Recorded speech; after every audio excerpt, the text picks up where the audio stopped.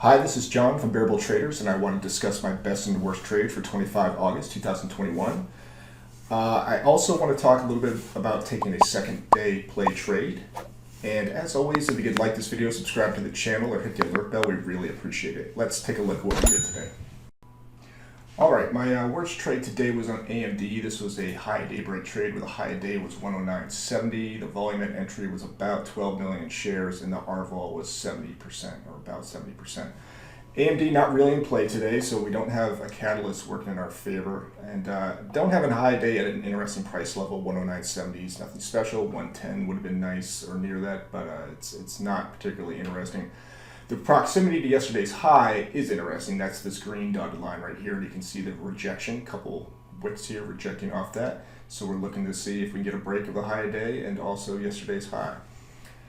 Made a pretty good move up to the high day here, but not like the exponential punch I like to see. I'll show you one in a second on my other trade that looks a bit better than this. And plus AMD is just almost moving like in a channel here. So while it is going up to the high day, it's hard to tell if this is the moment it's going to happen. Why it might be that moment is because the volume looks great. Like this, it's stepping up here, and then you have this volume bar, which is almost higher than the opening volume bar, which is really great. That's a good sign for an entry. SPY is pretty much neutral. You can see it's just kind of chopping here, and it's not really helping me as I enter the trade. Not working against me either. Got an entry just above the high day at 109.72. And the SPY actually began to move in my direction, which is nice. I saw this and I thought, all right, this is going to work out. Let's see what happens.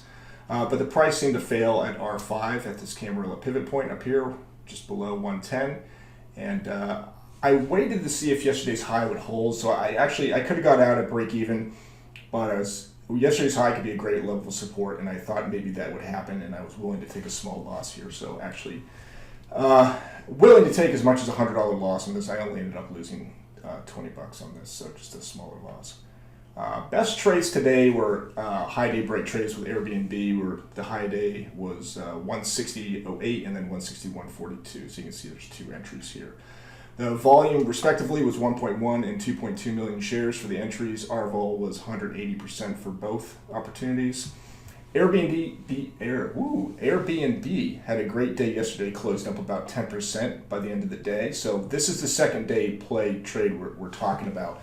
There could be a lot of enthusiasm for high day breaks on the second day after a really good day. So and Airbnb was kind of breaking out of a weekly range too, or breaking out over a weekly local high, and making its first legit move in quite some time.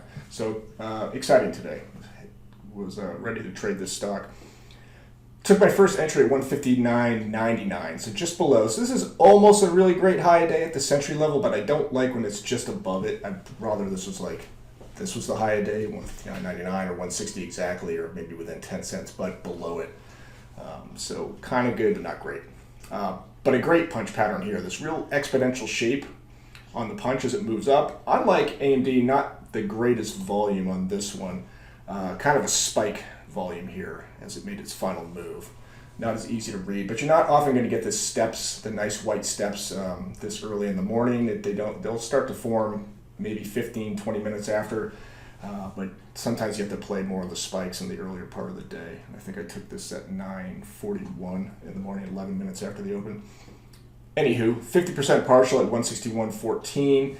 I was trying to get something right around the previous close up here, this black dotted line, but I settled for a little bit less. Basically, I let it break. There's a decent ask at 161, let that break, and caught what I could of a pop above 161. And then I was out at 160.23. Actually had my stop at 160.39, so 16 cents in slippage there, which is not uncommon for an expensive stock this early in the morning. And then let's see what was next. The second entry at 161.48, so 6 cents above this high a day. Wanted to see this break because these two wicks you see here are exactly 161.42. So I really wanted to see it actually break that price and start to break above the previous close.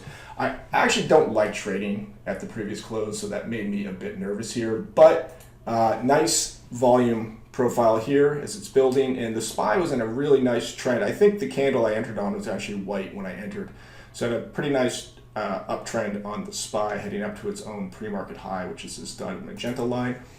And got a nice easy move on this one. Took a partial near 163 at 162.87. Felt some pausing there and took some off. And I thought we were good to go. I thought I could get 165 out of this after yesterday, but it came back down and stopped me out at 161.50.